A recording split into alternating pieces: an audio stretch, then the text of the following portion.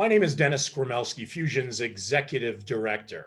A Tongue of Stone is another production of the company's New Works New Mexico series, featuring works created by New Mexican artists. And we are thrilled to be able to present a deeper dive into A Tongue of Stone. And I am joined by author Isaac Lipkowitz and the project's director, Lori Thomas. Isaac has been working with Fusion on various productions in various roles over the past 7 or 8 years, and he is currently a senior, man, where did that time go, at Kenyon College, majoring in film. Lori, of course, is a Fusion co-founder, actress, director, playwright, and longtime educator, and a member of the AEA and SDC unions. Welcome to you both. Thanks. Great to be here. First things first, Isaac, what was the genesis of this project? Can you explain a little bit about the birth and the evolution of this piece? Yeah, so I as a student at Kenyon College, Kenyon has this very robust writing program, specifically through the literary magazine, the Kenyon Review.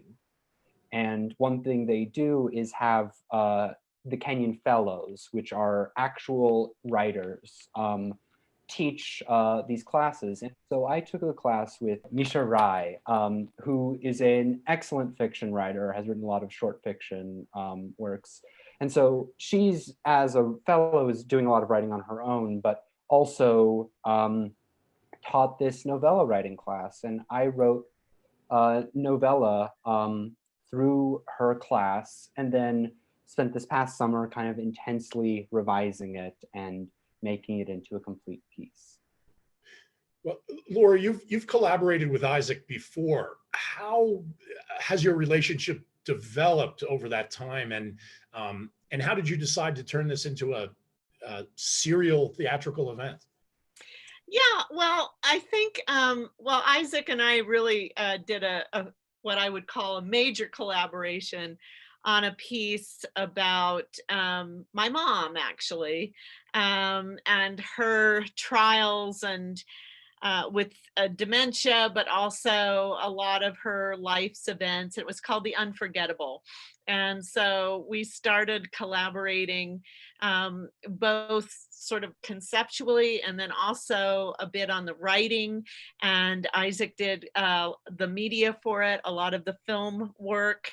And I think we, for whatever reason, I was a teacher of Isaac's a long time ago, but I think that we've sort of progressed past the teacher student and into the collaborative realm, the truly equal collaborative realm. And a lot of our ideas seem to mesh really well.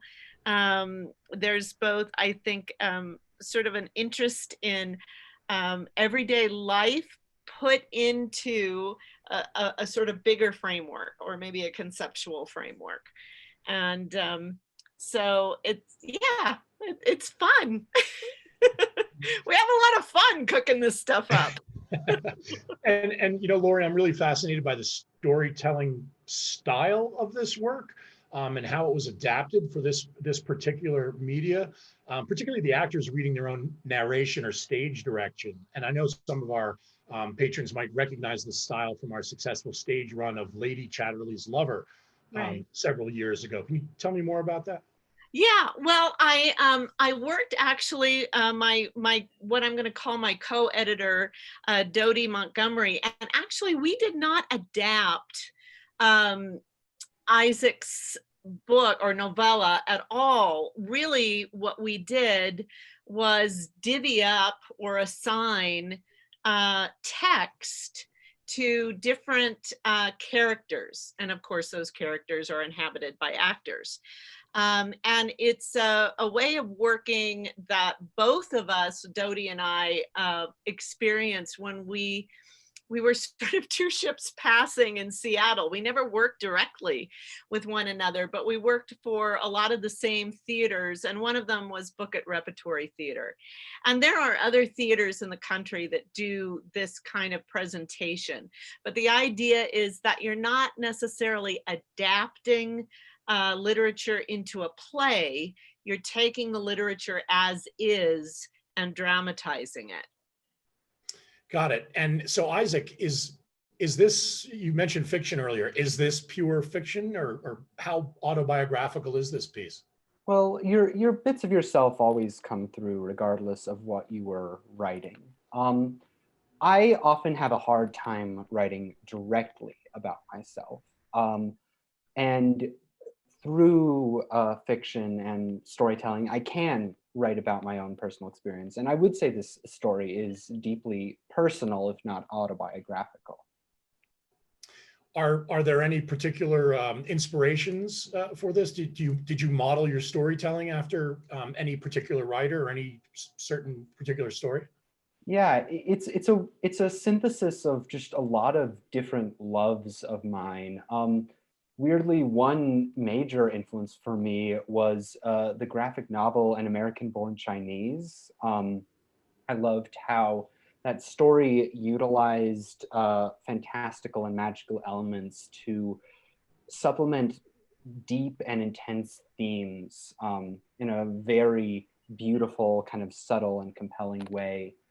I would also say the work of Neil Gaiman has also been a really huge influence on me, both filmic adaptations of his work as well as the original works themselves.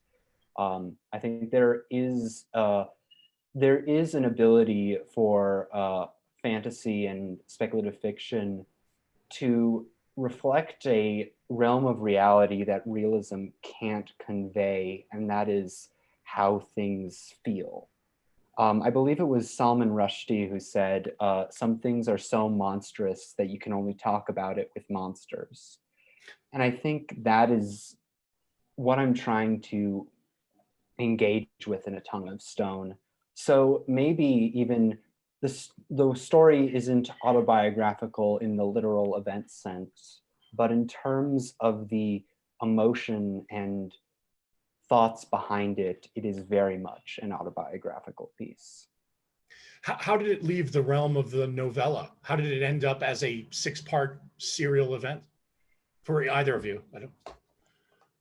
Well, so I shared the novella with Lori simply just because I was proud of the product and wanted to show her as like a creative collaborator, just something I had done that I was very proud of.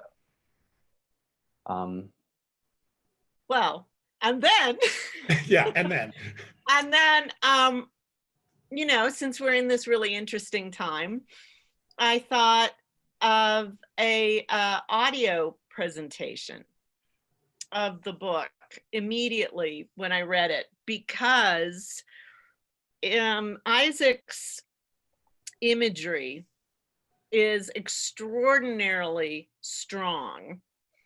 It plays almost like a movie in your imagination.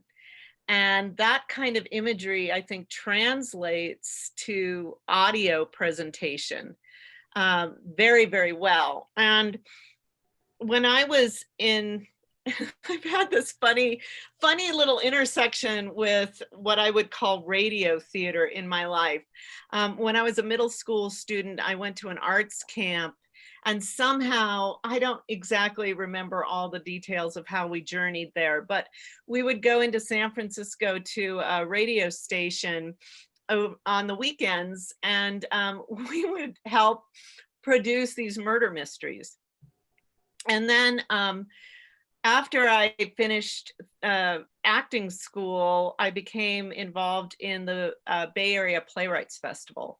And there was a playwright there that liked to hire me to read a lot of his stuff. And he ended up making audio presentations. And we would go into the studio and do those. And I just remember both the impact of the audio presentation, but how much fun it was as an actor doing it.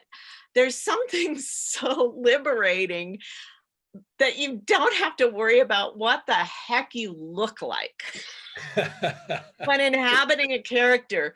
You can just be that character, and you don't have to own up to anybody's, you know, idea of casting or who's right for the role as far as appearance. You can just let it fly. And we had a ball, and we again had a ball when we were doing Tongue of Stone. It was really interesting because Dodie one night, well, it was her first night, she said, "Oh, it's just a shame that we can't see each other." And secretly, I kind of sat there going, "Oh, it's so good that we don't see each other." And 2 days later, she goes, "I love this. I love the fact that we don't see each other. There's something so incredibly intimate about being in this room, this recording room with one another, and just hearing each other's voices." It was extremely healing too, during this tough time and not being able to perform. It was really a wonderful experience. Well, there's a tremendous cast, and that was the positive part of this. Did you have some directorial challenges pulling this off? No. Oh, good. Everybody was fabulous. I should say that we did an initial Zoom read with Isaac there, a few months ago. And I can't believe it's been a few months ago. Good God. Anyway, time in the age of COVID, it's weird. So we did an initial Zoom read, and Isaac made quite a few revisions from that, but we sort of kept most of that cast together. So they kind of knew what they were up to. They kind of knew what they were getting into as far as character, and no, I didn't have any challenges. Everybody just fell into their roles really nicely. Yeah, well, I was still revising it when we did that Zoom read, and I think what was like that Zoom read really helped me hearing the voices, hearing the characters in a space outside of my own head. It really helped me hear things that I hadn't heard before. And part of it was the adaptation. I think, like you say, you didn't adapt it, but in divvying up the lines, there were beats of comedy and emotion and catharsis created that wasn't there in the original text. But also just hearing this read through, it really helped me conceptualize and really hone in on what I wanted in this story. That is really thrilling to hear. Yeah, particularly as a producer.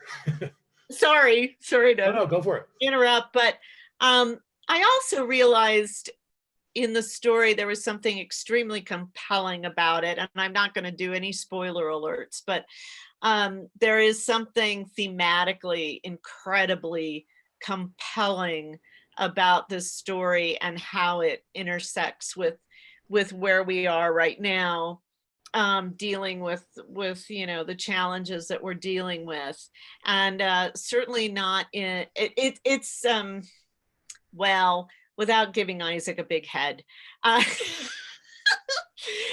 it's profound what he has written regarding familial relationships, regarding finding your identity in the world, regarding transitioning from an adolescent into what we deem an adult, expectations that we put on ourselves of who we are, and when disruption comes about, how those sort of ideas about ourselves start to fall down, and then we see truth.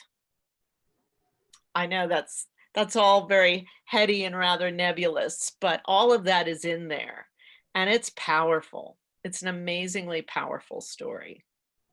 I think the presentation is kind of interesting as well. The fact that it is a serial in 6 parts, with each different chapter being released over time. So you really, it's like you can't binge watch it. initially, right? You have to kind of let that sink in for you. And do you see that as being a positive for the piece, Isaac? Well, I think it's a very interesting element of the piece because, not spoiling too much of anything, the piece alternates with chapters, alternating between two perspectives of sorts. The interesting thing, though, about this structure is that each episode's not going to be a single chapter, but rather a set of 3 chapters. And because we alternate every other chapter, episode 1 is going to have 2 chapters from one perspective and 1 chapter from a different perspective in the middle. And then it's reversed for the next episode and so on. And I think it creates an interesting flow between the different perspectives because you're spending a little more time with each perspective for a given episode, but you'll still be spending an equal amount of time within each perspective over the course of the entire series. And I think it adds new meanings and new kind of formulations of how these stories relate to each other because each chapter feeds into the next, even if it is a switch in perspective. And the 2 that we have more of a focus on in a character fill in how we view the 3rd character in the less focused chapter. I think it creates a really interesting dynamic and perspective, especially because the novella is traditionally read in such a single sitting. I think it will allow you to process and digest the story in a very unique way. I've only had the pleasure of hearing episode 1, so like everyone else out there, I'm going to be hearing it as it goes along as well, and I'm really excited by what I heard, and I'm excited to see where it goes. Is there anything else you guys would like to add? I stumped you. Almost. Okay. Yes. I would like to just say that I personally want to dedicate this series to my own sister, Anya. Not getting into spoilers, but the brother-sister relationship in this story is one near and dear to my heart and is very much based on my own feelings towards my sister and my own love for her. And I think it's the sort of relationship you don't always see in stories, the sibling relationship and the complexities that form in a sibling relationship. And she is someone who is, as Lori pointed out, in this kind of middle space and figuring out who she is and who she wants to be. And I think I did write this story partially for her. That's pretty wonderful. Yeah, it's incredible. Your first major collaboration was very personal about your mom, Lori, and now Isaac. To hear you say that, it's why theater and art is so powerful and so amazing, and we're really thrilled to present this. Guys, thanks so much for sharing your time. And as I mentioned, I'm really looking forward to seeing the rest of this series. And anyone out there, if you do have any comments, please feel free to touch base with Fusion at info@fusionabq.org. We'd love to engage particularly about this piece. Thanks so much. Thank you, Dan. Thank you.